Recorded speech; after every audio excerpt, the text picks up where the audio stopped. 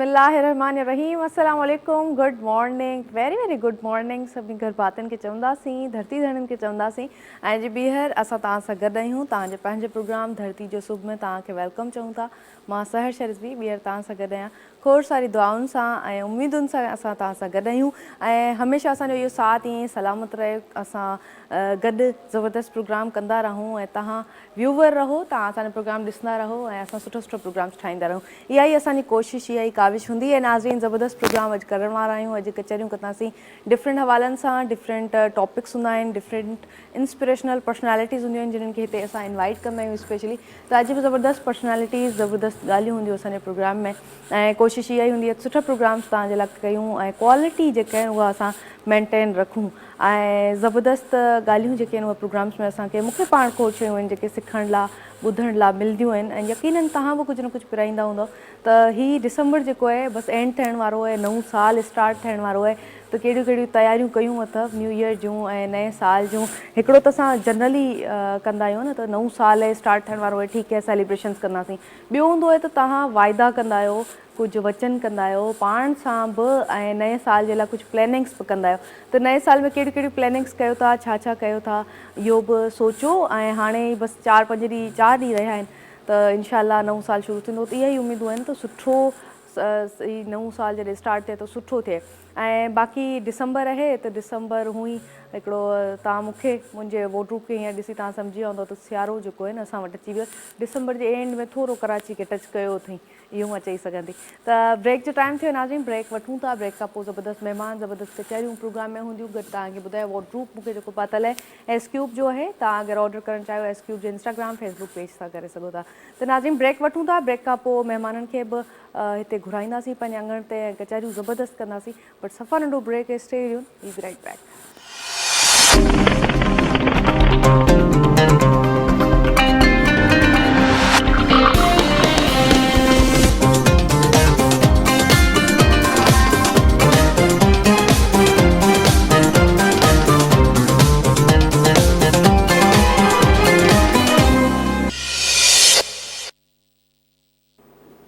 अचो सूरनि वारियूं करियूं सूर पचार अचो सूरनि वारियूं करियूं सूर पचार किन घणा किन थोरा कान्हे सूरनि धार किन घणा किन थोरा कान्हे सूरनि धार ॾिना जे ॾातार से झोली पाए मूं झलिया वेलकम बैक वंस अगेन सभिनी खे चवंदासीं ऐं सूरनि जी ॻाल्हि इन लाइ चयमि इन लाइ कयमि त हिन टाइम जेके पर्सनैलिटीज़ असां वटि आहिनि उन मां हिकिड़ी शख़्सियत हिकिड़ी पर्सनैलिटी उहा आहे जेका मुंहिंजी मां चवां ॾुखनि सुखनि जी साथी आहे सोलमेट बि चई सघां थी दोस्त बि चई सघां थी हिन सां खोड़ रिश्ता आहिनि मुंहिंजा त मोटिवेशन आहे मुंहिंजे लाइ इंस्पिरेशन आहे आर्ट मां हिननि खां सिखियो लिखण मां हिननि खां सिखियो ऐं मुंहिंजी ज़िंदगी में हिननि जी इम्पोर्टेंस तमामु घणी आहे ऐं शायदि हर जॻह ते तव्हां हिननि खे मूं सां गॾु ॾिसंदा हूंदव जॾहिं असां प्रोग्राम्स कयूं जॾहिं मां कैम्प्स लॻायां जॾहिं फ्लड इफेक्टेड माण्हू हुआ उन्हनि जे लाइ असां ॻोठनि जरनि जंगनि में वञी माण्हुनि जी हेल्प कई त she was there with me हर जॻह ते मूं सां गॾु तव्हांखे नज़र ईंदी हूंदी ऐं यकीननि उनजी एॾी इम्पोर्टेंस आहे मुंहिंजी ज़िंदगी में एॾी इलाही अहमियत आहे तव्हांखे ॿुधायां त जेके वॉर्डरोब मां डेली शो में पाईंदी आहियां एस क्यूब जा तव्हां ॾिसंदा आहियो त मां ॿुधाईंदी आहियां त ड्रेस डिज़ाइन मूंखे जेको पातल आहे कंहिं डिज़ाइनर जो आहे त डिज़ाइन बि माशाल्लाह सां ही कंदियूं आहिनि उहे ड्रेसिस एस क्यूब जी तव्हांखे ॿुधायां CEO आहे इन खां अलावा राइटर आहिनि ड्रामा फिल्म्स ऐं हिननि खोड़ शयूं जेके आहिनि उहे लिखियूं आहिनि आर्टिकल्स जेके आहिनि लिखंदी रही आहे शख़्सियत ऐं गॾु तव्हांखे ॿुधायां त होस्ट रही आहे डिफरेंट प्रोग्राम्स जेके आहिनि TV चैनल्स ते तव्हां हिननि खे ॾिसंदा रहिया आहियो कंदे ऐं सोशल एक्टिविस्ट बि आहे सोशल वर्कर बि आहे पंहिंजी सिंध लाइ सिंध जे माण्हुनि लाइ लिखंदी ऐं उन्हनि लाइ कमु कंदी रही आहे प्रैक्टिकली त इलाही रिस्पेक्टेबल शख़्सियत ऐं मुंहिंजी वॾी भेण ऐं इलाही नायाब शख़्सियत वेलकम चवंदसि सनम शाह खे अस्सलाम वालेकुम वालेकुम अस्सलाम लफ़्ज़नि जी का कोताही हुजे त माफ़ कजो लव्स परफेक्ट आहिनि माशाल्लाह चओ त मां हू त ॿी ॻाल्हि हूंदी आहे पर अॼु मां थोरी कंफ्यूज़ बि आहियां थोरी हेज़िटेट बि आहियां छो त राइटर जे अॻियां माण्हू जॾहिं ॻाल्हाईंदो आहे न त पोइ पाण सोचे सम्झी ॻाल्हाईंदो आहे त का ग़लती न थी वञे ऐं नाज़रीन तव्हांखे ॿुधायां ॿियूं जेके पर्सनैलिटीज़ ॿियूं शख़्सियत असांजे प्रोग्राम में आहिनि उहे बि इलाही काराइतियूं आहिनि ऐं ज़बरदस्त कमु करे रहियूं आहिनि असांजे धरती जे लाइ असांजे माण्हुनि जे लाइ तव्हांखे ॿुधायां थी हिकिड़ी शख़्सियत माशाल्लाह सां पाण डॉक्टर आहिनि ऐं पाकिस्तान जे लाइ फ़ख़्रु आहिनि। तव्हांखे ॿुधायां त सितारे पाकिस्तान जो अवॉर्ड जेको आहे हिननि खे 2 दफ़ा मिली चुको आहे। खोड़ ॿिया अवॉर्ड्स आहिनि जेके हिननि हासिल कया आहिनि, पाकिस्तान जो नालो रोशन कयो आहे। इलाही रिस्पेक्टेबल शख़्सियत आहिनि, ज़बरदस्त आहिनि। हिननि सां खोड़ कचहरियूं कंदासीं, ॻाल्हियूं कंदासीं, नियाणियुनि लाइ स्पेशली छोकिरियुनि लाइ मोटिवेशन आहिनि। वेलकम चवंदासीं शबाना नाज़ खे। अस्सलाम वालेकुम डॉक्टर साहिबा। वालेकुम सलाम। कैसी हैं आप? ठीक हैं? अल्लाह का शुक्र है। बहुत बहुत मशकूर हूँ, आप हमारे साथ हैं डॉक्टर साहिबा, बहुत प्यारी लग रही हैं। Thank you very much. आपका एक तो नज़र की में खूबसूरती होती है इंसान के काम से, और वैसे भी आप खुद भी माशाल्लाह बहुत प्यारी लगी। Thank you so much. ऐं नाज़रीन, टी शख़्सियत तो तव्हां ॾिसंदा शो में रुगो छोकिरियूं वेठियूं आहिनि, त मां चयो हाणे छोकिरो बि हिकिड़ो हुजणु खपे शो में। छोकिरा माशाल्लाह सां असांजा कंहिंका घटि न आहिनि, ॾाढो ज़बरदस्त कमु करे रहिया आहिनि। ऐं हिननि जे हवाले सां बि तव्हांखे ॿुधायां त ही मॉडल आहिनि, RJ आहिनि, होस्ट आहिनि ऐं एक्टर आहिनि। परफॉर्मिंग आर्ट में हिननि इलाही सुठो कमु कयो आहे, अञा बि करे रहिया आहिनि ऐं दुआऊं आहिनि त अॻिते बि कंदा रहनि। ऐं ज़बरदस्त ऐं रिस्पेक्टेबल पर्सनैलिटी आहिनि। नईम मंज़ूर खे वेलकम चवंदासीं। अस्सलाम वालेकुम। वालेकुम सलाम। कीअं आहियो नईम? अल्हम्दुलिल्लाह। Thank you so much. तव्हां बसि असां गॾु आहियो नईम। ऐं नाज़रीन, तव्हांखे ॿुधायां मां गॾु आहियां, तव्हां सां त ॿी का चॉइस ई कोन्हे असां वटि। तव्हां सम्झी वेंदा मां छा चवण वारी आहियां। त तव्हांखे ॿुधायां त लाजो भाई बसि असां गॾु आहिनि। अस्सलाम वालेकुम लाजो भाई, तव्हांखे वेलकम चऊं था। ऐं नाज़रीन, कचहरियूं कंदासीं मुख़्तलिफ़ हवालनि सां, बट अॼु स्पेशली एतिरा ज़बरदस्त गेस्ट आया आहिनि त मां चाहींदसि त उन्हनि सां कचहरियूं कयां, उन्हनि सां ॻाल्हायां, उन्हनि खां पुछां। खोड़ सवाल दिमाग़ में हूंदा आहिनि जॾहिं बि असां प्रोग्राम स्टार्ट कंदा आहियूं। त पहिरीं तो डॉक्टर साहिबा खां पुछां, डॉक्टर साहिबा कैसी हैं आप? क्या क्या चल रहा है आजकल, क्या मसरूफियात है? बिल्कुल अल्लाह का शुक्र है। बिस्मिल्लाहिर्रहमानिर्रहीम। बहुत शुक्रिया आपने इनवाइट किया। और ज़िंदगी चल रही है। डॉक्टर्स की ज़िंदगी तो सिर्फ यही होती है कि लोगों को खुशियाँ बांटें, उनकी सेहत का ख्याल रखें, वही हमारे काम चल रहे हैं। इसके अलावा हमारे वर्कशॉप्स चल रहे हैं, नई नई टेक्निक्स जो फ़ॉरेन कंट्रीज़ में हैं वो मैंने बहुत सारी UK एफिलेशन की है, और वो कोर्सेज़ स्पोर्ट्स इंजरीज़ वगैरह यहाँ पे जितने भी हमारे डॉक्टर्स हैं उनके लिए मैं वर्कशॉप्स करती हूँ, सेमिनार, ताकि जो लोग अफोर्ड नहीं कर सकते उनको हम खुद अपने ऊपर मतलब बोझ डाल के हमने सीखा, और अब यहाँ पे उनको फ्री ऑफ कॉस्ट जो है वो हम उन बच्चों को, अपने डॉक्टर्स को सिखा रहे हैं, जिससे ये है कि हमारे पाकिस्तान में भी वो तमाम नई टेक्निक्स जो लोग पहले बाहर जाया करते थे कि हम जाएं और ट्रीटमेंट कराएं, स्पेशली स्पोर्ट्स के हवाले से देखें, बाकी मैनुअल थेरेपी के हवाले से देखें, और भी न्यूरोमस्कुलर में जितनी टेक्निक्स आई हैं हम सब लोग उस पर काम कर रहे हैं। और माशाल्लाह पाकिस्तान को हम इंटरनेशनल लेवल तक लेकर आएंगे और ला भी रहे हैं। वो चीज़ें जो बाहर फॉरेन कंट्रीज़ में एज इट इज़ हो रही हैं, वही चीज़ें हम पाकिस्तान में, वही ट्रीटमेंट, वही क्वालिटी ऑफ वर्क जो है वो हम यहाँ प्रोवाइड कर रहे हैं। ज़बरदस्त, इस पे तफसील से गुफ्तगू भी करेंगे। सनम का पूछना, सनम केड़ी केड़ी मसरूफियात आहिनि? मूंखे सब ख़बर है पर ऑडियर नाज़रीन साहब शेयर कयो। मतलब काउंट कोन थींदियूं आहिनि, वो टाइम सां गॾु हलंदियूं पियूं आहिनि। जी मुंहिंजी राइटिंग आहे, उनखां अलावा सोशल एक्टिविटीज़ आहिनि, त उहो सभु हलंदो रहंदो आहे। ॾिसो त एज़ अ फैशन डिज़ाइनर बि मां कमु करे रही आहियां। अॼुकल्ह मीडिया ते कमु न पई कयां, त थोरो बाक़ी शयुनि खे कमु टाइम ॾेई रही आहियां। सही, ज़बरदस्त। तव्हां छा करे रहिया आहियो नईम अॼुकल्ह? मां बि घणो कुझु करे रहियो आहियां। रिसेंटली FM ते वञो ते RJ, ऐं हिन खां अलावा कुझु वेब सीरीज़ बि थियनि पियूं, उर्दू मीडिया ते बि थोरो घणो कमु हले पियो। बसि मेरी रूं सही हले थी। ज़बरदस्त, ना सुठो तव्हां कमु करे रहिया आहियो माशाल्लाह सां। ऐं तव्हांजे प्रोग्राम मां एज़ अ RJ तव्हां कंदा आहियो त मां ॿुधंदी आहियां। ज़बरदस्त। ऐं नाज़रीन, हिन ते गुफ्तगू कंदासीं, कचहरियूं कंदासीं। ब्रेक जो टाइम थी वियो आहे, ब्रेक वठणी छा कयूं, मूं वटि ॿी का चॉइस ई न हूंदी आहे, ब्रेक त वठणी आहे न। ब्रेक वठूं था, नंढी ब्रेक आहे, न्यूज़ ब्रेक आहे। न्यूज़ ॾिसो, वापसि मोटी अचो, केॾांहुं न वञो, ॾिसंदा रहिजो धरती TV।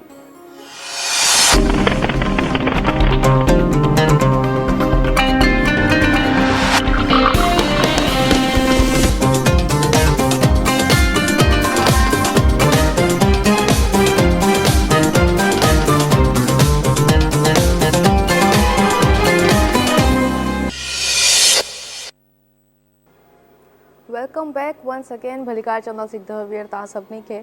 ऐं हू ऑन एयर त तव्हां मूंखे ई ॾिसंदा आहियो, लाजू भाई खे ॾिसंदा आहियो। नाज़रीन, तव्हांखे ख़बर आहे त असांजी पूरी टीम, पूरी सथ हिन टाइम असां सां गॾु मौजूदु आहे। बट कैमरामैन्स असांजा जेके आहिनि उन्हनि खे मां इलाही मिस कयां पई। अॼु सिर्फ़ु हिकिड़ो असांजो कैमरामैन मौजूदु आहे, बाक़ी एहसन, अहमद ऐं सुफ़ियान, टई कैमरामैन जेके आहिनि उहे, उन्हनि खे मां इलाही मिस कयां पई। उहे हिते न आहिनि, त मे बी प्रोग्राम तव्हांखे थोरो डिफरेंट अॼु नज़र अचे। ऐं कॾहिं कॾहिं ईअं हूंदो आहे त टीम मेंबर न आहिनि, ईंदा तव्हां मिस बि कंदा आहियो, ऐं उहा क्वालिटी न आहे रहंदी। त उमेदु कयूं था त असां सही प्रोग्राम अॼु वारो करे वेंदासीं। ऐं कचहरियूं जेके आहिनि ज़बरदस्त महिमान मौजूदु आहिनि, उन्हनि सां कंदासीं। अॼु त मां पुछणु चाहियां पई, एॾा ज़बरदस्त रंग तव्हां असांजे सेट ते पूरो ॾिसी रहिया आहियो, तो डॉक्टर साहिबा खां पुछणु चाहींदसि खोड़ सवाल आहिनि जेके मुंहिंजे माइंड में अचनि पिया। डॉक्टर साहिबा आपसे पूछूंगी, ट्रेनिंग आपने ली, इतने अवार्ड्स लिए माशाल्लाह से, कैसा तजर्बा प्रोफेशनल लाइफ का एक एज अ वुमन रहा है? बहुत अच्छा। देखें, कामयाबी सबको पसंद है, लेकिन मसला ये है कि अगर कामयाबी आपकी अपने प्रोफेशन में हो तो वो ज़्यादा इंसान को खुशी देती है। अब जैसे मेरा ये है कि हमें बहुत सारी ऑफ़र्स होती हैं, डॉक्टर्स को होती हैं बाहर फॉरेन कंट्रीज़ में भी। मेरे हेल्थ अवेयरनेस सेशंस भी आते हैं, ऑस्ट्रेलिया, कनाडा, अमेरिका और यूके से भी आते हैं। अभी चाइना से भी मेरा 3-4 इंटरव्यू आए हैं नामवर के नाम से, जो लोग पाकिस्तान में बहुत काम कर रहे हैं। तो आप ये देखें, अपना प्रोफेशन में काम करना, अपने मुल्क में काम करना बहुत बड़ी बात है, लेकिन उससे बड़ी बात ये होती है कि आप अपने मुल्क को रिप्रेजेंट कर रहे हैं इंटरनेशनली।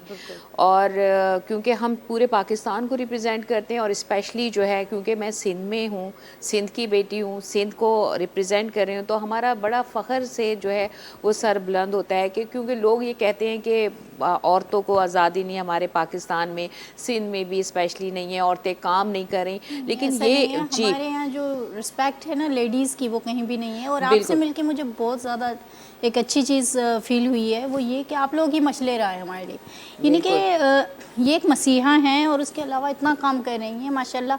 हमारे लिए तो ये प्राउड की बात है कि हमारे पास ऐसे ऐसे बेहतरीन किस्म के लोग मौजूद हैं और ऐसी मुल्क की, पाकिस्तान का नाम रोशन करने वाली लेडीज़ हैं। हालांकि 7 लोग पाकिस्तान से जा चुके हैं। हाँ, लेकिन आपको पता और है, यही लोग हैं जिनकी वजह से हम बाकी हैं, यही लोग हैं। पाकिस्तान को अगर हम देखते हैं, देखिए जैसे अब अगर हम कमाने के लिए करते हो तो वो तो आप बहुत कमा सकते हैं, लेकिन नाम कमाना, और फिर दूसरा ये है कि हम लोग जैसे मीडिया को मैंने सेलेक्ट क्यों किया, मैंने अपने फील्ड में बहुत काम किया, मैं डॉक्टर्स को पढ़ाती भी हूँ, वर्कशॉप्स होते हैं, हेल्थ अवेयर। मैंने ये सोचा जब कोविड हुआ कि हमारे मुल्क के बहुत सारी जैसे इंटीरियर की औरतें हैं, उनको बाहर जाके इतनी अवेयरनेस नहीं होती अपनी हेल्थ के हिसाब से ना, बहुत सारी प्रेगनेंसी होती है, उसमें उनको नहीं कुछ पता, उनके कमर में दर्द है, गर्दन में दर्द है, जोड़ों में दर्द है, वेट बढ़ रहा है, तो उनको इन चीज़ों का नहीं पता होता। तो मैंने जो मीडिया सेलेक्ट किया उसका मकसद ही यही था कि मैं ज़्यादा से ज़्यादा लोगों तक अपनी आवाज़ पहुंचा सकूं। 1 बाय 1 घर घर जाना तो हमारे लिए पॉसिबल नहीं होता, लेकिन यह है कि मैंने FM पर भी, क्योंकि रेडियो बहुत सस्ता है कि होटल में चल रहा है, घर में औरतें काम कर रही हैं, चल रहा है, कोई उसमें एक्सपेंडिचर भी नहीं है, तो इसीलिए हमने मीडिया का सिलेक्शन किया। मीडिया बहुत स्ट्रॉन्ग टूल है अपना पैगाम पहुंचाने के लिए। हाँ, बात सिर्फ ये है कि आप उसको पॉजिटिव के तौर पे पेश करें। आप अपने मुल्क के लिए अगर काम करना चाहते हैं, हर मुल्क में हमेशा मैं कहती हूँ सब कुछ होता है, तमाम कंट्रीज़ में करप्शन भी है, लूट मार भी है, लड़ाई झगड़ा भी है, आप ये देखिए हर जगह है, लेकिन हमारे पाकिस्तान को इतना हाईलाइट इसलिए किया जाता है कि हम लोग बुरी चीज़ें दिखा रहे होते हैं ज़्यादा। हमारे पॉजिटिविटी की ज़रूरत है जी। अच्छा, सनम का पूछना ये है, मीडिया जो छा रोल है, मीडिया जो रोल तमामु वॾो आहे। ॾिसो, हर फ़र्द जी ज़िम्मेदारी आहे तो हू पंहिंजे हिसे जो रोल प्ले करे ऐं माण्हुनि खे अवेयरनेस ॾे। ॾिसो, हाणे जेके डॉक्टर साहब ॻाल्हि कई कि घणनि माण्हुनि खे अवेयरनेस ई कोन्हे, शयुनि जी ख़बर ई कोन्हे त असां सां थिए छा पियो, छा कोन पियो थिए। त मीडिया जो इहो रोल आहे कि हू हर घर ताईं इहा शइ अवेयरनेस उन्हनि खे ॿुधाए सघे थो, पुॼाए सघे थो। उहो असांजो बि फ़र्ज़ु आहे, हर फ़र्द जो। त असां जेतिरी थी सघे न मालूमात, नॉलेज उन्हनि खे विरहायूं ऐं उन्हनि में न शऊर पैदा करियूं। सही। अच्छा नईम, तव्हां खां पुछंदसि, तव्हां बि मीडिया सां ई वाबस्ता आहियो, त छा रोल आहे मीडिया जो, छा चेंजिस आहिनि जेके असांजे सिंधी मीडिया जे लाइ रिक्वायर्ड आहिनि? ॾिसो, सिंधी मीडिया जो रोल ॾाढो इम्पोर्टेंट आहे, ऐं सिंधी मीडिया त जॾहिं खां सिंधी मीडिया इहा पंहिंजे सिंधियुनि लाइ घणो आवाज़ उथारे थी, पर जॾहिं खां सोशल मीडिया आई आहे त सम्झो त मतिलबु एॾो को रोल मीडिया जो रहियो न आहे। हाणे हर माण्हू अगरि कुझु बि थिए थो त माण्हू पंहिंजो मोबाइल खणी लाइव अचे थो, फेसबुक ते, यूट्यूब ते, सभिनी ते। त हिन जे करे सोशल मीडिया घणो अॻिते निकिरी चुको आहे पंहिंजी बतौर मीडिया खां। हाणे तव्हां जेके ड्रामाज़ आहिनि, शोज़ आहिनि, कुझु बि आहिनि, हर को रिकॉर्ड करे सोशल मीडिया ते थो छॾे। शहरनि में? हा, न ॻोठनि में, लेकिन ॻोठनि में टीवी अञा बि घणो वधीक ॾिठो थो वञे, बल्कि छा शहरनि में बि ॾिठो थो वञे। पाकिस्तान में पंजाब खां वठी सिंध ताईं जेके बि इवन असांजा सूबा आहिनि, हर जगह ते जेके ॻोठ आहिनि उनमें इलेक्ट्रॉनिक मीडिया ई ॾिठी वञे थी। हर माण्हू वटि त अफोर्ड नथो करे सघे, हर घर में टीवी मौजूद है। हाणे त ॻोठनि में हर घर में टीवी है। मुशर्रफ जॾहिं दौर त मुशर्रफ चयो त मुंहिंजे मुल्क में कोई ग़रीब न आहे, त हर कंहिं वटि मोबाइल आहे। मोबाइल फ़ोन त आहिनि, पर हा घरनि में औरतूं जेके कमु कनि थियूं उन वटि कोन हूंदा आहिनि, यूजुअली न हूंदा आहिनि। हा, ॻोठनि में थोरो इहो हिनखे नेगेटिव हल थी वेंदो आहे। ॻोठनि में ख़ासि करे असां जेके सिंधी औरतूं आहिनि उन्हनि खे वरी असां कंट्रोलिंग बयूं माशाल्लाह सां। हा, त उन औरतुनि खे मोबाइल ॾिनी नथी वञे, पोइ इहा ज़ाहिर ॻाल्हि आहे मीडिया जो पोइ घणो रोल आहे। हालांकि औरत सभिनी खां वधीक कमु करे थी, औरत सभिनी खां वधीक एक्टिव आहे, तमामु औरत जी घणो, वजह सां ई तमामु मुल्क घणो। सिस्टम में मुआशरो हले थो। सुबुह जो तव्हां ॾिसो जेके तव्हां अगरि तव्हां ॻोठी लाइफ ॾिठी आहे या न ॾिठी आहे मूंखे त अंदाज़ो न आहे, पर मां ॾिठी आहे, मां ॻोठणी आहियां, लॻंदी न आहे ॾिसो पर तव्हां आहियां। सुबुह जो उथंदी थियूं वेचारियूं, इहे मेन खे जेकी आहे जेको स्वादु ख़राबु कंदी आहे कुतरुआ विझंदियूं आहिनि, उन खां अलावा सवेर मतिलबु 4 वॻे 5 वॻे उथंदियूं उन्हनि जी ऑफ बि कोन हूंदी आहे हा, न, जीअं माण्हुनि खे छुट्टी मिलंदी आहे हिकिड़ो ॾींहुं, औरत खे कोन मिलंदी आहे, औरत जो उन खां त कमु पोइ ख़तमु थींदो ई वेचारियूं कोन्हे। मेन ॾुहनि म्यूं बि ॾोंदियूं आहिनि औरतूं, म्यूं ॾुई वरी नाश्तो तयारु कनि, नाश्ते करण खां पोइ वरी उनजो घर जो कमुकारु कनि, तेसीं मंझंदि थी वेंदी आहे। वरी डांटा खणंदियूं, गुॾ कढंदियूं, ॿनियूं जेके संभालींदियूं ईअं न। बिल्कुलु वरी ॾुध विलोड़ींदियूं, मखण कढंदियूं हुन मां, यानी न एॾो- नंढे लेवल खां वठी वॾे लेवल ताईं औरत तमामु घणो कमु करे रही आहे। डॉक्टर साहब आहिनि या के बि, तव्हां ॾिसो न असांजे मुल्क में औरतनि केतिरो मतिलबु पाण मञरायो आहे, सॼी दुनिया इहा ॻाल्हि मञे थी त असांजूं जेके लेडीज़ आहिनि उहे केॾियूं टैलेंटेड आहिनि। रिली ठाहिण खां वठी स्टार्ट आहे, तव्हां ॾिसो त ॿनियुनि में लाबारा करण हुजनि या को बि कमु हुजे, ऐं शाबाश साहिब औरत टाइम अॻियां आहे कढनि सभिनी थियूं खां। घर जे कम खां अलावा बि जेको ॿियो कम रिलियूं थी वियूं या जेके गघा भरबा आहिनि, इहो सॼो कमु उहो बि कनि थियूं।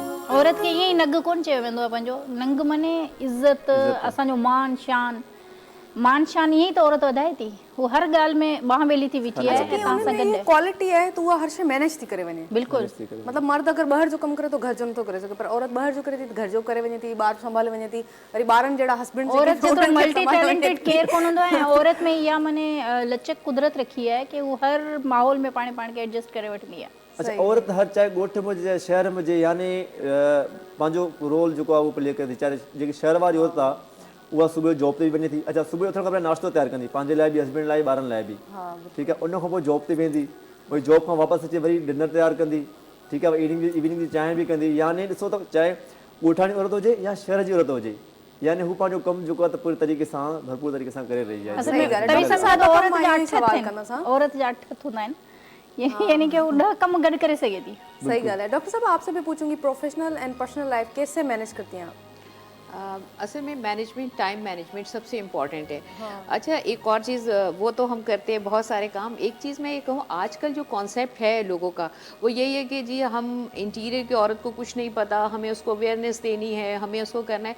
देखिए, जो अगर मेरा अपना पॉइंट ऑफ व्यू है, ज़रूरी नहीं सब लोग इससे इत्तेफाक करें, लेकिन हमारी जो इंटीरियर या हमारे गाँवों की जो औरतें, वो हमसे कहीं ज़्यादा, उनके अंदर इतना स्टेमिना है। आप ये देखें, हम भी जी, हम लोग गांव से बिलोंग, हम लोग भी करते हैं, लेकिन आप ये देखें उस वक़्त बेशक उनको एजुकेशन मिलनी चाहिए, लेकिन हमारी माएँ, दादी नानी सारे गांव में थी, उन्होंने ऐसे ऐसे लोग पैदा किए। देखें मेजर अजीज़ भट्टी जैसे, जिन्होंने निशाने हैदर लिए, तो वो माएँ को इतनी, आजकल जो हम कहते हैं जी आज़ादी होनी चाहिए इतना, लेकिन हमारे जो गाँवों की औरतें हैं वो पहले से बहुत ज़्यादा उनके अंदर अपनी वैल्यूज़ हैं, किस तरह से अपने बच्चों की परवरिश करनी है, किस तरह से अपने बच्चों को अदब सिखाना है, बड़ों की इज्जत सिखानी है, जॉइंट फैमिली सिस्टम क्या है, काम करने की अहमियत, लड़कियों को सारे काम सिखाए जाते हैं। आजकल हमारे यहाँ बेसिक पहली दरसगाह तो माँ की गोदी है। एग्जैक्टली, लेकिन हम जो बात करें ना, आजकल हम ये समझते हैं कि शायद गाँव की औरत को कुछ नहीं पता। गाँव की औरतें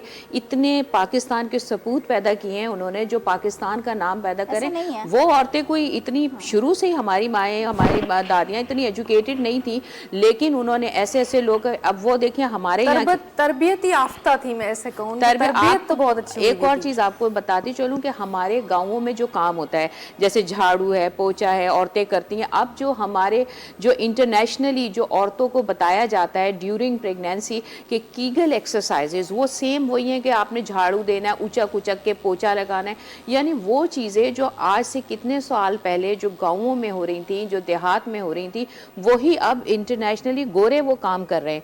हमने अपनी वैल्यूज़ को भुला दिया है, असल मसला ये है। और हम हाँ बिल्कुल, हमारी कोई भी औरत कभी भी किसी से पीछे नहीं रही, बात सिर्फ इतनी है कि हमने उन्हें पहचाना नहीं। सही। औरत आर्टिस्ट होती है। देखिए, जो डॉक्टर साहबा कह रही है कि वो तरबियत करती हैं, तो बिल्कुल ये बात है, लेकिन अब देखें ना, वो रिलिक बनाती हैं तो उनको ये पता होता है ये कलर इस कलर के साथ आएगा। उनको ये चीज़ बहुत ज़्यादा पता है, उनको हर चीज़ पता है।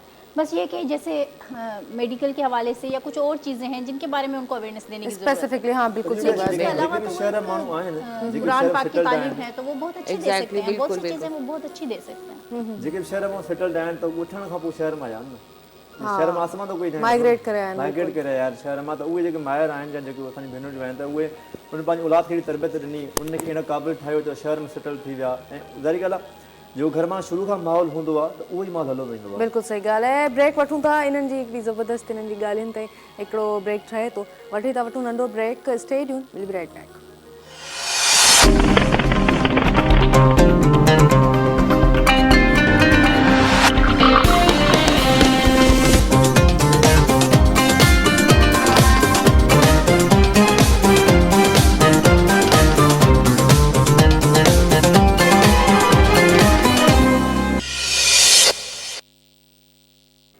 Welcome back once again. ज़बरदस्त कचहरियूं हली रहियूं आहिनि ऐं ज़बरदस्त ॻाल्हियूं हली रहियूं आहिनि। ऐं सनम खां मां पुछणु चाहींदसि, सनम तव्हां डिज़ाइनिंग बि कंदा आहियो, तव्हांजे ड्रेसिस मां तक़रीबन जेके बि असांजा ही प्रोग्राम गुज़रिया आहिनि, कल्चर डे खां वठी जेके बि स्पेशल प्रोग्राम या हू बि मां पाता आहिनि तव्हांजा डिज़ाइन्स।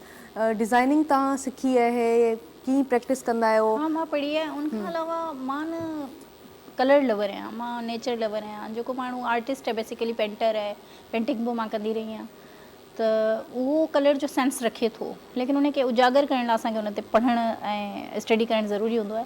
उन फील्ड में तव्हांखे डिग्री आहे त पोइ तमामु सुठो थी थो वञे। ऐं उनखे माण्हू कलर्स जी कॉम्बिनेशन खे मतिलबु जीअं मौसम जा रंग हूंदा आहिनि, तव्हां मौसम जे हिसाब सां रंग पाईंदा आहियो ऐं तव्हां जीअं बारिश में अलॻि रंग पाइबा आहिनि, काढ़े में अलॻि रंग पाइबा आहिनि, ऐं राति जा रंग अलॻि हूंदा आहिनि, ॾींहं जा शाम जा। त मतिलबु उन हिसाब सां उहो थोरो सेंस हुजणु घुरिजे।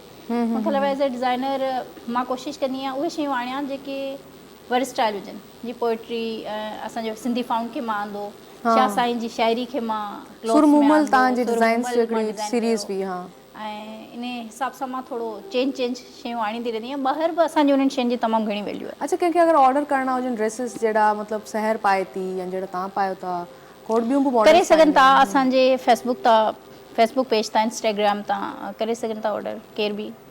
सही। अच्छा, ही तव्हां ही जेको पातल हिन टाइम तव्हांखे हिन ते कुझु लिखियल आहे, छा लिखियल आहे? इहा हिकिड़ी पोइट्री लिखियल आहे, हिन में उर्दू पोइट्री। छो त लिटरेचर सां मूंखे तमामु घणो प्यार आहे ऐं आउं चाहींदी आहियां की उहा शइ अॻियां ईंदी रहे वक़्फ़े वक़्फ़े सां। त पोइट्री लवर आहियां बेसिकली मां। मतिलबु एज़ अ राइटर तव्हां चाहियो त तव्हांजो जेको लिखणियूं आहिनि या कंहिं ॿियनि राइटर्स जूं आहिनि, हाँ, तव्हां सिर्फ़ु मुंहिंजो डिज़ाइन न, खणी अचो? जेके असांजा वॾा शाइर आहिनि, शाह साईं आहे जीअं फैज़ अहमद फैज़ आहे, या काफ़ी वॾा असां वटि सुठा शाइर गुज़रिया आहिनि, उन्हनि जूं लिखड़ियूं आहिनि। जेको नौजवान नसल किताब कोन थी पढ़े, उन्हनि जे लाइ इहो स्पेशली आहे। सही न, सुठो थो लॻे, इलाही अपीलिंग थो लॻे। नईम, तव्हां खां पुछंदसि, एज़ अ मैन हिन सोसाइटी जो इलाही बर्डन ऐं रिस्पॉन्सिबिलिटीज़ हूंदियूं आहिनि हिकिड़े मर्द जे मथां। तव्हां खां पुछंदसि त तव्हां जॾहिं हिन परफॉर्मिंग आर्ट जे पासे आया, तव्हां मॉडलिंग कई, तव्हां होस्टिंग कई, तव्हां आर्ट जे आहियो, त फैमिली जी तरफ़ां बर्डन कोन हो? न, फैमिली जी तरफ़ां परमिशन हुई ऐं विदाउट परमिशन तव्हां कुझु नथा करे सघो जेसिताईं तव्हांखे सपोर्ट न आहे, चाहे फादर आहे। बेसिक सपोर्ट है। अगर फैमिली जो सपोर्ट कोने त माण्हू ट्रबल में अची थो वञे। हाँ बिल्कुलु। पोइ मुंहिंजे वालदेन त डेथ थी चुका आहिनि, पर घर में सभु कुझु आहे, ॿाहिरि वग़ैरह सपोर्ट कंदा आहिनि। उहो टाइम ॾियूं था, पंहिंजी जेकी मुंहिंजी मेडिकल फील्ड आहे उनखे बि टाइम ॾियूं था। ऐं हाणे मीडिया खां थोरो परते थी विया आहियूं, एज़ अ आर जे बि करे रहियो आहियां मां। बसि थोरो मुंहिंजो हाणे जेको तवजो आहे सो एक्टिंग ते आहे, छो त एक्टिंग जो स्कोप सुठो आहे। ऐं होस्टिंग तव्हां जेके चाहियो ॾिसो त होस्टिंग में हिकिड़ो होस्ट कबे हिकु प्रोग्राम लाइ, चैनल कुझु असां वटि कुझु थोरा आहिनि, सो तॾहिं होस्टिंग जो स्कोप न आहे। ऐं एक्टिंग जो काफ़ी इलाही स्कोप आहे। कुझु हाणे तव्हां ॾिसो असांजे मुल्क में फिल्म्स ऑन थी वियूं आहिनि, वेब सीरीज़ सां ऑन थी वियूं आहिनि, इलाही केतिरी वेब सीरीज़ ठहनि थियूं, इवन नेटफ्लिक्स वग़ैरह बि हितां मूवीज़ ठाराइनि था। सो इहो त स्कोप आहे हिन जो। ऐं फैमिली सपोर्ट करे थी अल्हम्दुलिल्लाह। विदाउट फैमिली तव्हां सपोर्ट जो नथा कुछ कर सको। हाँ, ये तो सही गल है। डॉक्टर साहब, आपसे पूछूंगी, अब सर्दियाँ स्टार्ट हो गई हैं तो मैं सोच रही हूँ तो कि हेल्थ पे भी बात कर लें।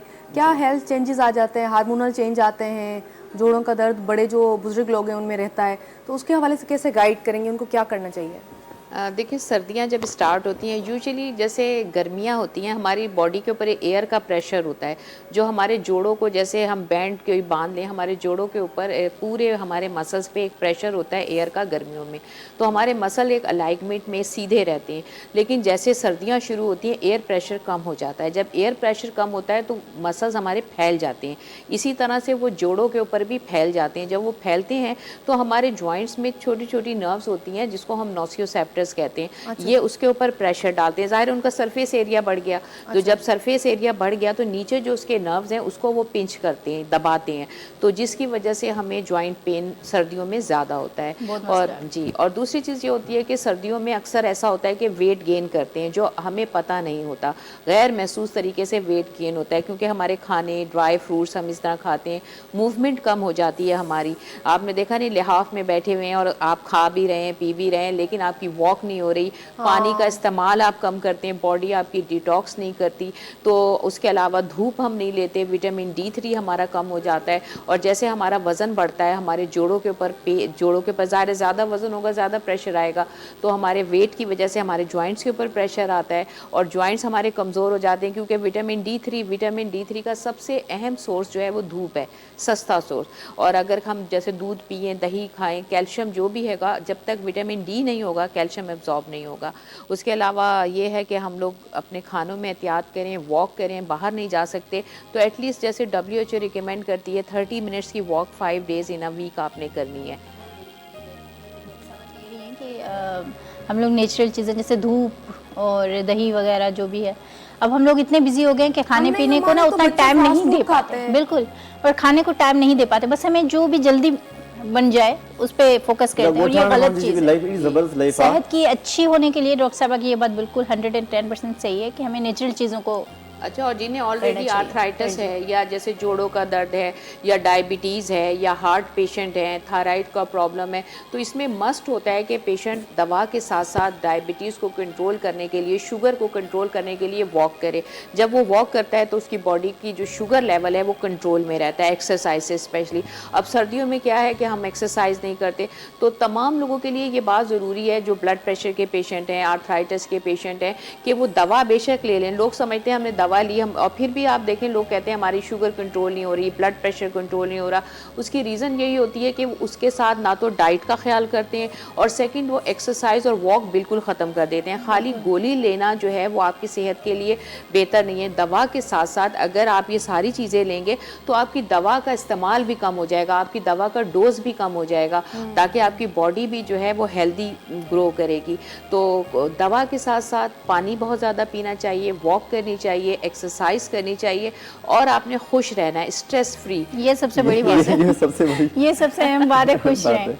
और हमारे पास यही चीज़ नहीं, हमारे पास ये चीज़ अहम है कि हम लोग ना खुश नहीं रहते नॉर्मल लाइफ में ना, वो हमारे लिए टाइम ही नहीं होता कि हम थोड़ी थोड़ी खुशियों को फील कर सकें। असल में हमने थोड़ी थोड़ी छोटी छोटी खुशियाँ हैं, हमने अपनी चाबी किसी और के हाथ में दे दी है, सिस्टम के हाथ में दे दी। अगर हमें कोई भी डांटता है, कोई भी कुछ करता है, तो हम जनरेशन को हम खराब रहता है। हाँ, इसकी एक वजह ये कि स्क्रीन को टाइम ज़्यादा देते हैं हम लोग, ठीक है, हम अपने लिए एक्टिविटीज़ को कम कर दिया हमने। एक्टिविटीज़ अगर ज़्यादा हो जाएंगी ना तो हम लोग बहुत खुश रहेंगे और एक हेल्दी लाइफ जिएंगे। जैसे हम लोग को वॉक ज़्यादा करनी चाहिए, जैसे डॉक्टर साहबा कह रही हैं, वो तो बिल्कुल सही बात है, लेकिन खुश रहने के लिए हमें ये है कि हमें रोज़मर्रा की ज़िंदगी में ना छोटी छोटी खुशियाँ ढूंढनी चाहिए, जो हम लोग नहीं करते हैं। नहीं, और हम लोग बड़ी खुशियों के वेट में उनको देखिए, हम बुराई, जैसे अगर कोई कमी है या कुछ है, हम उसमें पॉजिटिव पॉइंट ढूंढे।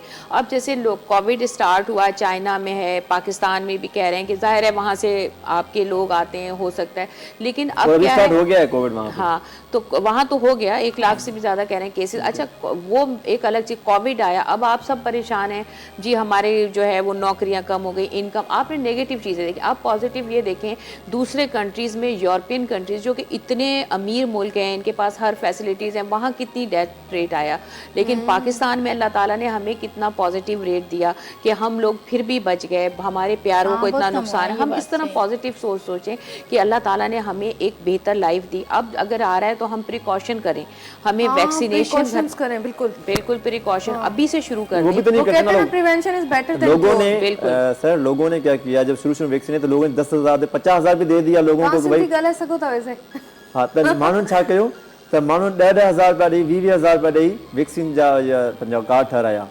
त असांजे मुल्क में उन खां या शे न हुजण घुरिजे, वैक्सीन वैक्सीन तो तमाम मस्त नहीं, तो ये तो हमारी अपनी है ना सोच। देखें, हॉस्पिटल गवर्नमेंट ने बाकायदा, हम JPMC में देखें, सिविल में हर जगह जो है बाकायदा सेंटर कायम हुए गवर्नमेंट ने, और उन्होंने अनाउंस किया फ्री ऑफ कॉस्ट, अब भी फ्री ऑफ कॉस्ट। बिलीव नहीं लोगों का ना, लोगों को ट्रस्ट नहीं था कि वो अवेयरनेस होना चाइना चाहिए ना, वो वैक्सीन डॉक्टर साहबा जो बना कह रही है कि लोगों में अवेयरनेस वो इसी मामले में होनी चाहिए कि आप लोग बीमारियों से जब भी बचेंगे जब आप लोग मेडिसिन पे फोकस करेंगे। तो हम गलत और रास्ता डॉक्टर इस्तेमाल मुंहिंजो करते हैं दोस्त तो तकलीफ हमें कोविड में होती है। मुंहिंजी जो ऐसे ही है। MBA थियल मुंहिंजो दोस्त नसीम काके पोटो उनजी डेथ थी हुई ड्यूरिंग कोविड में दावा में एडमिट हो 15 ॾींहं मां बि हुते हुयुमि बसि हुन ज़िंदगी एतिरी न बची उन वैक्सीन न कराई हालांकि मां हुनखे एतिरा चयो मां चयो वैक्सीन कराए छॾ मूं त कराए छॾी मेडिकल फील्ड सां मां आहियां मूंखे स्टार्टिंग में असांखे कराए छॾियूं तव्हां मेडिकल फील्ड में आहियो पर हुन न कराई ज़रूरी है। हुनजी डेथ थी वई ऐं उन फील्ड जो की तजुर्बो रहे थो ओवरऑल तव्हां हिते बि कमु कयो था मेडिकल फील्ड में बि कयो था मॉर्निंग उरे हूंदी आहे पंहिंजी मेडिकल टुकंदुसि आहियां बेसिकली त मॉर्निंग मुंहिंजी उरे हूंदी आहे भई कमु किथे थी वेंदो आहे अगरि मीडिया जो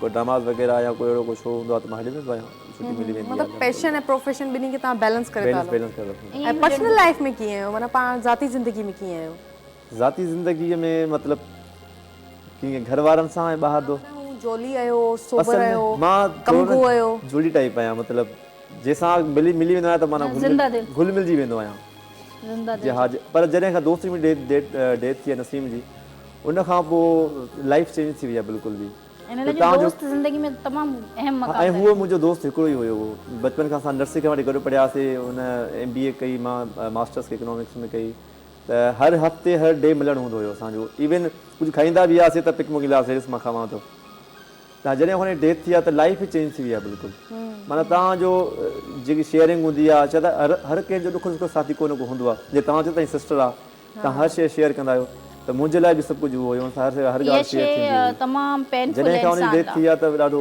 ऐं जेके दोस्त असां विच में कड़ी हुयो हिकिड़ो असां जेके 5-6 दोस्त पाण में हुयासीं उहो जॾहिं हूंदो हुयो कुझु बि गैदरिंग करणी हूंदी सिर्फ़ु नसीम टेक्स्ट कंदो हुयो त मिलणो आहे ठीकु आहे सभु जमा थी वेंदा जॾहिं खां उहो हुयो आहे यकीन करे महीना गुज़री था वञनि असां कोन था मिलूं असां सभु रिसेंटली जेको इंसिडेंट थियो आहे हा ॾाढो ॾाढो अफ़सोस तमामु थियो मूंखे। पेनफुल मां चवां थी त इलाही मुश्किल आहे मुंहिंजे लाइ माना स्क्रीन ते वरी वेही तव्हां जॾहिं व्यूवर्स सां ॻाल्हायो था त तव्हांखे वरी बैलेंस थी करे इन लाइ हिमत पंहिंजा खपे। इमोशंस लिकाइणा आहिनि हिमत खपे इन लाइ कंपोज़ था कयूं रिसेंटली असांजा भाउ हिन दुनिया मां विया आहिनि ऐं इहे तव्हां सम्झो त असीं उन्हनि सां गॾु ई हलिया विया आहियूं मां समटाइम्स फील असांजे कंदी घर में आहियां असां इवन जेॾी महिल बि वियूं न असांजे सिर्फ़ु उनजी ॻाल्हि हूंदी आहे हर वक़्तु हूंदी आहे अमी बाबा जो ॾिसी करे पोइ बि बैलेंस करे मां लिखियो बि हो त मां इंसान खे कुझु हलणो ॾींहं थो पए उन्हनि जे तव्हां करे फेसबुक ते पोस्ट रखी बि त बाबा अमी बिल्कुलु कमज़ोर थींदा था वञनि जी जी जी जी ॾाढो तव्हां मुश्किल सम्झो हूंदो न आहे। हिकिड़े महीने में असांजी मदर 20 साल पोड़ी थी लॻे हिकिड़ो महीने में ऐं असां हींअर एॾो ऐं माउ बुरो जी टाइम पिया अटैचमेंट पुट गुज़ारियूं सां हूंदी आहे त उनखे बाबा जी एक्सप्लेन भली लफ़्ज़नि हूंदी में आहे नथो धीरनि करे सां सघिजे पर जेकी वालदा जी अटैचमेंट पुट सां घणी हूंदी आहे त उनजे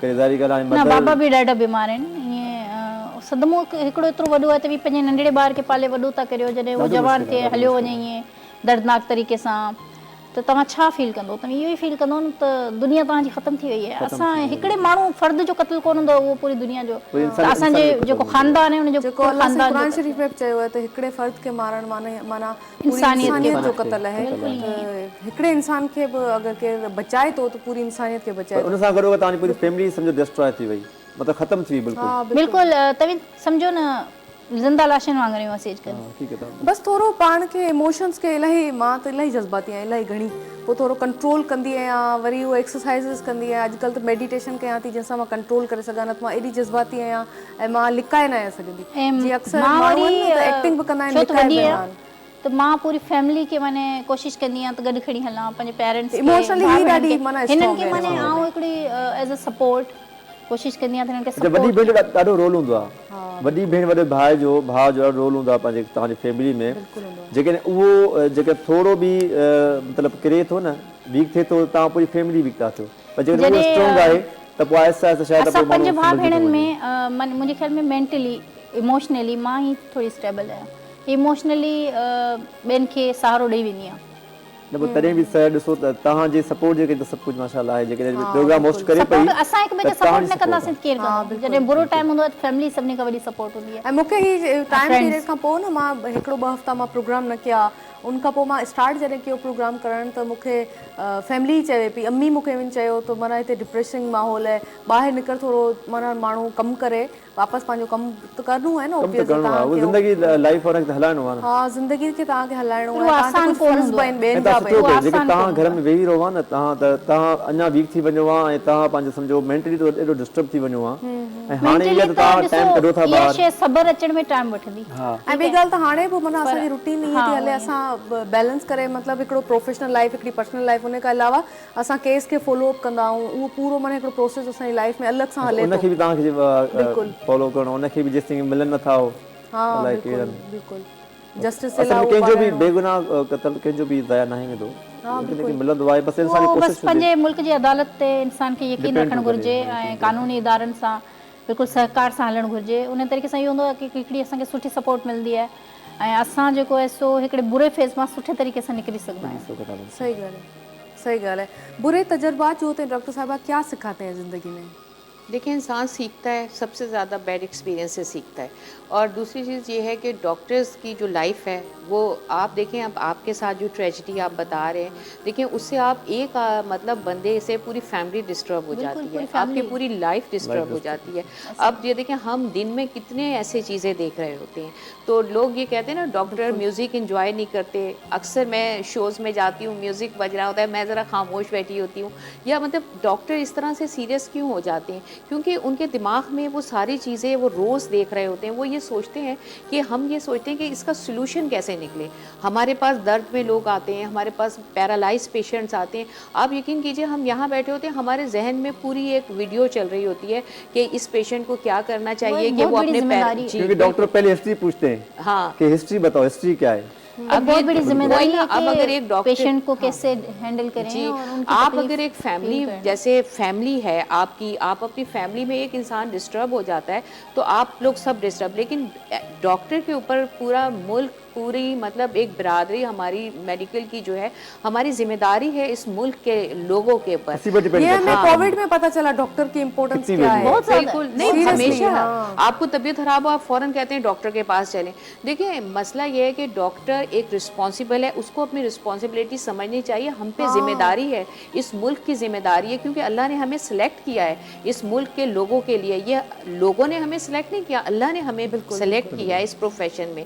तो अब हम इस प्रोफेशन में अगर हम करते हैं हम लोगों के साथ, तो क्या ईमानदारी, हमें अपने अल्लाह को जवाब देना है कि हमने क्या किया अपने प्रोफेशन में आके। यही वजह है, कोई भी डॉक्टर, बहुत कम डॉक्टर हैं, हम लोग हंसते भी हैं लेकिन कम हंसते हैं, कम बोलते हैं। कोशिश हमारी होती है हम अपने मुल्क के लिए कोई ना कोई सलूशन, कौन सी नई टेक्निक आ रही है, किस तरह से हम अपने पाकिस्तान में अप्लाई करें, किस तरह दर्द में आने वाले। आप यकीन कीजिए, अभी तक मुझे 25-30 ईयर्स हो गए अपने फील्ड में। अभी भी मैं हमेशा, अभी भी मैंने यूके का कोर्स किया, अभी स्पोर्ट्स इंजरीज पे किया, न्यूरोलॉजिकल रिहैबिलिटेशन पे किया, डायनामिक कपिंग पे किया, सारी नई नई टेक्निक्स, कि मैं अपने पाकिस्तान को पीछे क्यों रहने दूँ।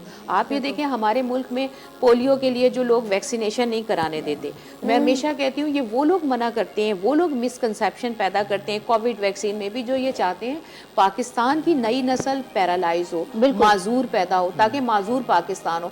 लेकिन हम लोग पाकिस्तान को माजूर नहीं होने देंगे। जाहिर है ऐसे लोग हैं जो पॉजिटिव सोच लेके, कितने लोग जानों की कुर्बानियां दे रहे हैं। आप देखें पोलियो वर्कर्स को कितनों को फायरिंग करके मार, लेकिन फिर भी इस मुल्क के बेटे बेटियां खड़े हैं तैयार। आप ये देखें, सरहदों पे खड़े हैं हम लोग, हर जगह, हर बॉर्डर, कहीं भी फ्रंट लाइन होता है, हर आदमी अपने, आर्मी अपना कर रही है, सोशल वर्कर अपना कर रहे हैं, डॉक्टर्स अपना कर रहे हैं। कोविड में कोई डॉक्टर मुंह छुपा के घर में नहीं बैठा। आप देखें ना, अपनी जान को खतरे में डाल के दूसरों को बचाना है। फ्रंट लाइन वर्कर बन के हम लोगों ने काम किया। और उसके बाद वैक्सीन तो काफी अरसे के बाद आई, कितने डॉक्टर्स की डेथ हुई, लेकिन आपने देखा कोई हॉस्पिटल खाली नहीं था किसी डॉक्टर से। बिल्कुल, हॉस्पिटल्स में जगह ही नहीं होती थी। हर डॉक्टर ड्यूटी पे मौजूद होता था, चाहे हालांकि उसके बच्चे, उसकी फैमिली, सब डॉक्टर्स के बच्चे भी हैं, फैमिली, अपनी लाइफ भी है, लेकिन सब ने अपना कुछ तो यंग डॉक्टर्स चले गए, हाउस ऑफिसर्स, सीनियर्स भी गए, बहुत सीनियर्स भी गए, और जो नहीं, मैं एक आर्मी है हमारी, इतना खतरनाक था कि यंग एज में जो है वो उनकी 22-21 एज थी, तो उन एज में भी लोग, हालांकि ये कह रहे थे ना कि कोविड जो इफेक्ट कर रहा है ओल्ड एज को, मगर नहीं, ऐसा नहीं हुआ है, ऐसा नहीं बहुत हुआ सारे लोग जो है वो नुकसान हर एज के लोगों को हुआ है। नहीं, ये वो लोगों पे इफेक्ट करता है, स्पेशली जिनका इम्यून सिस्टम कमजोर हो, आपकी बॉडी अंदर से कमजोर है, स्पेशली बच्चे, प्रेग्नेंट लेडीज, बूढ़े लोग, स्मोकर्स, क्योंकि ये रेस्पिरेटरी सिस्टम हमारे लंग्स के ऊपर इफेक्ट करता है। जिनके लंग्स कमजोर होते हैं, जैसे स्मोकर्स हैं, ड्रिंक करते हैं जो लोग, उन लोगों के ऊपर ज्यादा इफेक्ट करता है। जो इम्यून सिस्टम स्ट्रांग होता है, जैसे अब इन्फ्लुएंजा वायरस, आजकल विंटर फ्लू जिसे कहा जाता है, वो इतना कॉमन है, जैसे जब हम इसकी वैक्सीनेशन कराते हैं 150 से भी ज़्यादा जो है इसके जो वायरसेस हैं फ़ज़ा में होते हैं इस वक्त, लेकिन जो 4 बहुत ख़तरनाक वायरस होते हैं उनसे बचाव के लिए इन्फ्लुएंज़ा वैक्सीन लगाई जाती है। अब वो जो इतने सारे हवा में सर्वाइव कर रहे हैं जो वायरसेस, ये हमें क्यों इफेक्ट नहीं करते? हमारी बॉडी का इम्यून सिस्टम वर्क कर रहा होता है, हमारी बॉडी लड़ रही होती है, इतने एनवायरनमेंट में इतने जरासीम, इतने बैक्टीरिया सब होते हैं, लेकिन हमारी बॉडी उनसे लड़ रही होती है। हम हर वक्त बीमार क्यों नहीं पड़ते? वरना तो अगर आप टेस्ट करा के देखें आपको इतने जरासीम नजर आएंगे फ़िज़ा में। इसीलिए कहते हैं अपना इम्यून सिस्टम स्ट्रॉन्ग रखें, सब्जियां खाएं, फ्रूट खाएं, पानी पिएं और अपना जो धूप लें, विटामिन डी रखें, ओमेगा 3 ग्रीन टी लें, उससे आप डिटॉक्स होते हैं। ओमेगा 3 चिया सीड जो तुख मलंगा है और फ्लैक्स सीड, अलसी के बीज, इनमें बड़ी मिकदार में ओमेगा 3। अंडे खाएं, मछली, मुर्गी, जो चीज़ें देखिए आप अफोर्ड ना भी कर सके, सब्जियां तो सब अफोर्ड कर सकते हैं। स्पेशली हमारे इंटीरियर में इतनी फ्रेश सब्जियां होती हैं। सब्जी बहुत महंगी हो गई आजकल। आजकल हाँ, चिकन कहाँ है, सब्जी कहाँ है, सब्जी महंगी है। चिकन तो वैसे भी कम ही खानी चाहिए, क्योंकि आजकल जो चिकन आ रही है उसमें जैसे हार्मोनल इंजेक्शंस वगैरह लगते हैं, तो वो जो देसी मुर्गियां थी वो सही थी। मेरा दिल इतना ख़राब हुआ है कि बस खाने का दिल भी एडियो वीडियोस एवरीडे वायरल थींदियूं आहिनि, पोइ माण्हू ॾिसी अञा वधीक दवा खे वधीक तकलीफ़ थींदी आहे। बिल्कुलु ईअं। हाँ सनम, इमोशनली पाण खे कीअं बैलेंस करे हलणु खपे ज़िंदगी में? तल्ख़ तजुर्बा तव्हांजे इलाही इहा शइ मां चवंदमि, माने इमोशनली माण्हू पाण खे कंट्रोल करे, पाण खे थोरो टाइम ॾे, पाण खे सम्झे, इहो सम्झे कि कहिड़ी शइ मूंखे कंहिं जॻह ते ट्रिगर करे थी, कंहिं शइ खां आउं कीअं बचां। थोरो मज़बूत थियणो पवंदो आहे, हालात में ख़ुदि खे मज़बूत रखणो पवंदो आहे, पर बिज़ी रखे पाण खे। हाँ, पाण खे बिज़ी रखे। जीअं आउं हिन सहज जी ॻाल्हि कंदसि त ही माने केॾी बि मसइले में तकलीफ़ में हूंदी आहे, पर ही पंहिंजी जेका ज़िम्मेदारी आहे न उहा टाइम सां पूरी कंदी आहे। इहा शायदि शइ असां टिनी भेणनि में आहे। हाँ, मां माना उहो कमु पंहिंजो जेको आहे न इबादत सम्झी ऐं उन अच्छा ये वजह सां माण्हू डिस्टर्ब कोन थींदा तव्हांखे शायदि ख़बर न हुजे, पर डॉक्टर साहब पुछंदे जो माण्हू पंहिंजी ज़िम्मेदारी सां कमु कंदा आहिनि, टाइम जी पंक्चुअलिटी रखंदा आहिनि, त उहे माण्हू पंहिंजो हूंदा आहिनि, ज़िम्मेदारी बि हूंदा आहिनि, स्ट्रॉन्ग हूंदा आहिनि उहे माण्हू। मौला अली मुश्किल कुशा हज़रत अली अलैहिस्सलाम जो कौल आहे कि इंसान पंहिंजे एहसास ज़िम्मेदारी मां सुञाणियो थो वञे। माने असां जेॾो ज़िम्मेदार हूंदासीं, असीं एज़ अ फ़र्द, एज़ अ पाकिस्तानी, जेतिरो सुठे तरीक़े सां पंहिंजो रोल प्ले कंदासीं न, ओतिरो असांजो मुआशिरो सुठे तरीक़े सां अॻियां ईंदो, तरक़ी कंदो, ऐं सॼी दुनिया खे असीं ॿुधाए सघंदासीं त असां मज़बूत आहियूं, असीं स्ट्रॉन्ग आहियूं, ऐं असीं कंहिं बि हालातनि में विड़ी सघूं था। मेन ॻाल्हि त इहा आहे इंसान खे बेसिकली हालात सां विढ़णो ई पवंदो आहे। सक्सेसफुल हुजण लाइ असांखे इहा ई शइ खपे, इहा ई शइ खपे कि असां हर हालात में मज़बूत रहूं। अगर हर माण्हू पंहिंजो रिस्पॉन्सिबल थिए ऐं जेको जंहिंखे कमु मिलियो वियो आहे उन कम खे तरीक़े कार सां करे, पूरे तरीक़े सां करे, भरपूर तरीक़े सां करे, त पोइ त पाकिस्तान माशाल्लाह ख़ुशहाल थी वञे। ईअं ई पर ईअं न आहे एज़ अ फ़र्द, माने शहर जहिड़ा आहिनि जेके रिस्पॉन्सिबल कमु निभाइनि बिल्कुलु था, कुझु माण्हू न आहिनि। मतिलबु मां सम्झां थो आई थिंक 10% माण्हू या 20% माण्हू हूंदा जेके पंहिंजी रिस्पॉन्सिबिलिटी सां पंहिंजो कमु सरअंजाम ॾियनि था। एग्ज़ैक्टली ईअं ई आहे। ऐं पर माण्हू सोचंदा आहिनि मां छो कयां, फिलहाल छो नथो करे, मां छो कयां, हू छो नथो करे। ईअं कोन हूंदो आहे। स्टार्ट तव्हां पाण सां कंदो। जॾहिं असां पाण एज़ अ फ़र्द पंहिंजो कमु सही तरीक़े सां ज़िम्मेदारी सां पूरो कंदासीं, त असीं ॿिए खे बि चवण जी सलाहियत रखूं था त ॾिसो मां ही टाइम ते कयां पियो न, त तूं बि करे सघीं थो। पर लेकिन अगरि असीं पाण न कंदासीं ऐं ॿिए खे नसीहत कंदासीं, तूं असांजी ॿुधंदो कोन ॿुधंदो, इहो ई सोचींदो त भई ही एज़ अ फ़र्द छा आहे, हिनजी कुझु पर्सनैलिटी कीअं आहे, ऐं ही मूंखे पियो नसीहत करे। जे मां तव्हांखे मिसाल ॾियां त जे नंढो ॿार हूंदो आहे 1 खां 7 सालनि जे ॿार ताईं, तव्हां नमाज़ पढ़ंदा हूंदो, तव्हां नोट कयो त ॿार उहे असां अगरि नमाज़ पढ़ंदा अचे, ठीकु आहे, यानी उहे ॾिसनि था त इहो त तव्हां जेकॾहिं पंहिंजो कमु सुठे तरीक़े सां कयो था त अॻिलो तव्हांखे ॾिसी चवंदो यार ज़िम्मेदारी सां करे थो त मां छो न कयां। पर असल में पोइ माण्हू पोइ ज़िम्मेदारी सां नथो कमु करे त अॻिले खे बि थिए थो, जे सावर थींदो आहे को जेॾी सी इहो हिकिड़ो मीडिया ते ज़िम्मेदारी आहे त जेके असांजा असल हीरोज़ आहिनि, जीअं मां हींअर मौला जो कॉल ॿुधायो, त उन्हनि खे असीं प्रेज़ेंट करियूं। जीअं नबी पाक सल्लल्लाहु अलैहि वसल्लम जा अस्वा हसना आहिनि, त उन ते असीं हलूं। छो जेको असांखे उन्हनि अमल करे ॾेखारियो, उन शइ खे असीं अगरि रखूं त असांजी ज़िंदगी सादा हूंदी, पर लेकिन परफेक्ट हूंदी। असां कंहिं शइ में पोयां कोन हूंदासीं। जज़्बाती फैक्ट जेके शयूं असांखे अचानक अटैक कनि थियूं, उन्हनि खे असीं मुंहुं ॾेई वेंदासीं, भले उहे सिहत जे हवाले सां हुजनि, भले उहे इमोशनली हुजनि, या ॾुख हुजे, तकलीफ़ हुजे, उनखे असां गॾिजी हिकिड़ी क़ौम जे हिसाब सां फेस कंदासीं। लेकिन अगरि असां एज़ अ फ़र्दी कमज़ोर हूंदासीं त असां इज्तमाही तरीक़े सां सभिनी खे कमज़ोर कंदासीं। अच्छा, मीडिया के हवाले से एक मैं ये बात कहूँगी कि देखें बहुत सारे लोग हैं जो यूट्यूब गूगल देख के जो डिफरेंट हेल्थ इश्यूज़ जो आते हैं तो उसको देखते हैं, उसको इस्तेमाल करते हैं। तो उन लोगों से ख़ास तौर पे मेरी दरख्वास्त है कि देखें अगर गूगल और यूट्यूब देख कर ही सब डॉक्टर बन जाएं तो मेडिकल कॉलेजेस और बुक्स की ज़रूरत नहीं है, उसमें उससे और चीज़ें वर्स्ट होती हैं। और दूसरा जो सोशल मीडिया पे आप देखें इतनी रेसिपीज़ आ रही हैं, इतने टोटके आते हैं। आप ये देखें जो यूट्यूबर हैं या जो भी हैं वो लोग ये चीज़ें जो नेगेटिव चीज़ों की बात करें, पॉजिटिव तो बहुत अच्छा काम भी है, लेकिन जो लोग नेगेटिव चीज़ें प्रमोट करें आप ये देखें वो लोग करते हैं जो अपने आप को फेमस करना चाहते हैं, जिनको कोई लोग तवज्जो नहीं देते, तो वो इस तरह की न्यूज़ डालते हैं कि लोग उनकी तरफ अट्रैक्ट हों। क्योंकि देखें अट्रैक्शन अगर करनी है अपने टैलेंट से करें, अपनी क्रेडिबिलिटी से करें, आप ऐसी चीज़ प्रोवाइड करें कि लोग उसको देखें, उनके फ़ायदे में। लेकिन ये लोग नेगेटिव चीज़ें पेश करते हैं, ऐसी चीज़ें बताते हैं जो लोग करके उनके इन्फ्लुएंसर्स जो है ना वो डॉक्टर बन के बैठ जाते हैं। आपकी बात बिल्कुल ठीक है। मैंने अभी रिसेंटली एक वीडियो देखी थी जिसमें एक मॉडल भी है, वो इन्फ्लुएंसर भी है, उसने एक शायद वो लड़की पार्टी हो गई है, केडी वायरल थी यार वो लड़की, उसने एक वीडियो बनाई कि आप वैसलीन में मिर्चें डालें, मिर्चें अपने लिप्स पे लगाएं और आपके पाउटी लिप्स हो जाएंगे। एंड सीरियसली वो करके भी दिखा रही थी अपनी वीडियो में, और उसके बाद लड़कियां जो है उसको देख के फिर कर भी रही हैं। ऐसे लोगों को इस पे तो पाबंदी लगनी चाहिए। नहीं इसमें असल में क्या होता है, आपका बहुत सारी वीडियो ऐसी हैं, आप बाहर से कुछ और लिखा होता है तो अंदर जाओ तो कुछ और होता है। नहीं मैंने अभी एक वीडियो कल मैंने देखी फेसबुक पे थी, उसमें किसी की मतलब बड़े बड़े एक्टर उसकी ऐड कर रहे होते हैं, उसमें था कि नी जॉइंट पेन के लिए कोई मेडिसिन थी ना, उसकी वो पब्लिसिटी कर रहे थे। उसमें ये कह रहे थे ये आपकी कार्टिलेज को रीजनरेट कर देगा, आपकी भाई कार्टिलेज रीजनरेट नहीं होती। इवन कि अगर हम नी रिप्लेसमेंट भी करते हैं तो उसमें कार्टिलेज रीजनरेट नहीं होती। कार्टिलेज ए वैस्कुलर स्ट्रक्चर है, यानी उसमें ब्लड सप्लाई नहीं होती। अगर एक दफ़ा वो डैमेज हो जाए दोबारा नहीं बनती। तो मुझे समझ नहीं आती है नी के लिए पीआरपी भी तो आ गई है। पीआरपी एक अलग चीज़ है, वो जो मेडिसिन टैबलेट्स की बात कर रहे थे ना, पीआरपी तो इंजेक्ट करते हैं आपके, वो एक अलग प्रोसीजर, वो आपकी बॉडी के सेल इंजेक्ट करते हैं।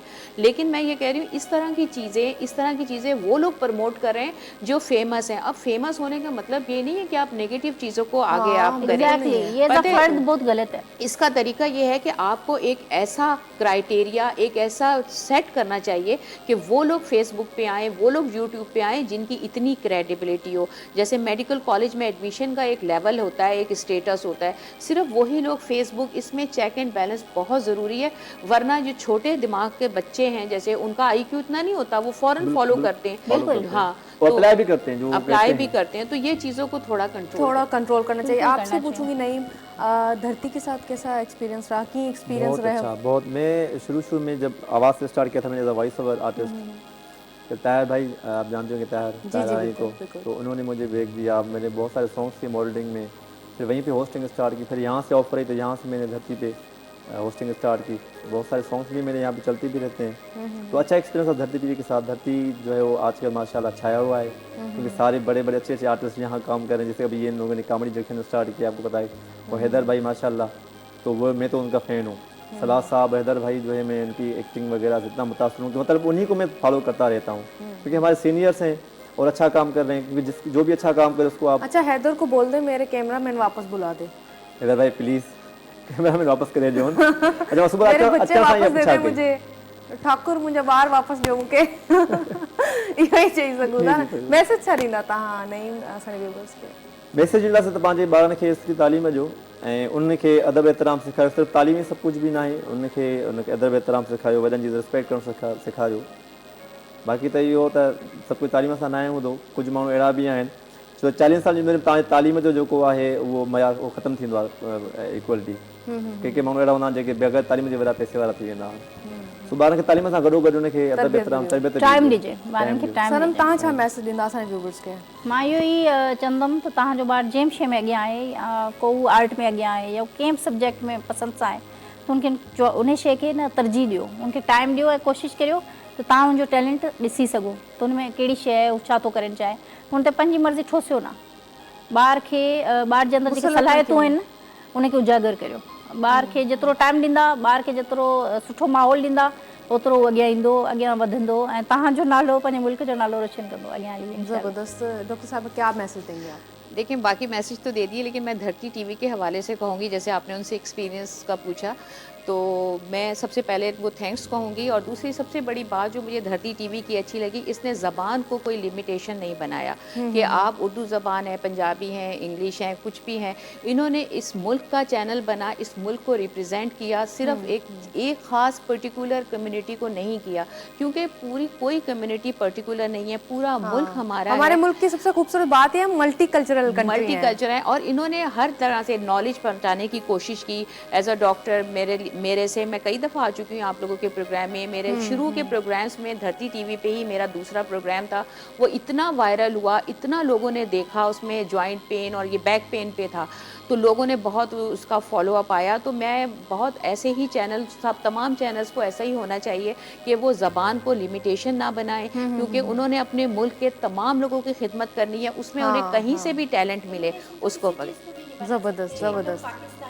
और ये है कि हम लोग उसी चीज़ को लेके चलें। धरती टीवी की ये बात अच्छी है कि ये लोग इंफरादियत करते हैं, यानी कि वो जो घसा पिटा सा माहौल होता है वहाँ नहीं है। थैंक यू सो वो एक मच, अच्छा थैंक यू माहौल सो है। मच। आप तीनों हमारे पास आए, मैं बहुत बहुत मशकूर हूँ। Thank you Naeem, Sanam and doctor Shabana, बहुत बहुत शुक्रिया। नाज़रीन, छा क्यों इख़्तिताम जो टाइम जो वो थी वियो है ऐं कचहरियूं कंदे वक़्त जी ख़बर ई न आहे पवंदी। खोड़ एक्सपीरियंसिस, तजर्बा, शयूं सिखंदा आहियूं नवां। जॾहिं किथे गेस्ट ईंदा आहिनि ऐं उहे माण्हू काराइता माण्हू जेके असांजी धरती जी ख़िदमत करे रहिया आहिनि, उहे माण्हू हिते असां कोशिशि कंदा आहियूं त घुरायूं, उन्हनि सां कचहरियूं कयूं। पंहिंजी फील्ड ऑफ लाइफ में, पंहिंजी फील्ड ऑफ प्रोफेशन में जेके माण्हू सुठो कमु कंदा आहिनि उन्हनि खे हिते इनवाइट करण जी कोशिशि कंदा आहियूं। त ज़बरदस्त पर्सनैलिटीज़ गेस्ट सां असां कचहरियूं कयूं हिते। इख़्तिताम ते मूंखे प्यार ॾियो, मान ॾियो, जीअं हमेशह तव्हां ॾींदा आहियो। ऐं असांजे प्रोग्राम खे फीडबैक ज़रूरु ॾिजो। इंशाअल्लाह असांजी मुलाक़ात हाणे सुभाणे थींदी ॿीहर। ऐं असां हिकिड़ो ॿियो बि डिसीशन वठणु वञूं पिया, में बि असां प्रोग्राम जो टाइम जेको उहो चेंज करे छॾियूं, तब्दील करे छॾियूं। त उन में बि तव्हां असांजे पेज खे ऐं चैनल खे फॉलो कंदा रहिजो, त तव्हांखे फीडबैक मिली वेंदी त कहिड़ो टाइम असां रखंदासीं। प्रोग्राम त इंशाअल्लाह जारी ऐं सारी रहंदो, पर इहो आहे त टाइम थोरो तब्दील करे छॾींदासीं, जो सियारो अचे पियो। इंशाअल्लाह ॿीहर मुलाक़ात असांजी सुभाणे थींदी। मूंखे, मुंहिंजी सॼी सत खे, सॼी टीम खे ॾींदा इजाज़त। अल्लाह भाई।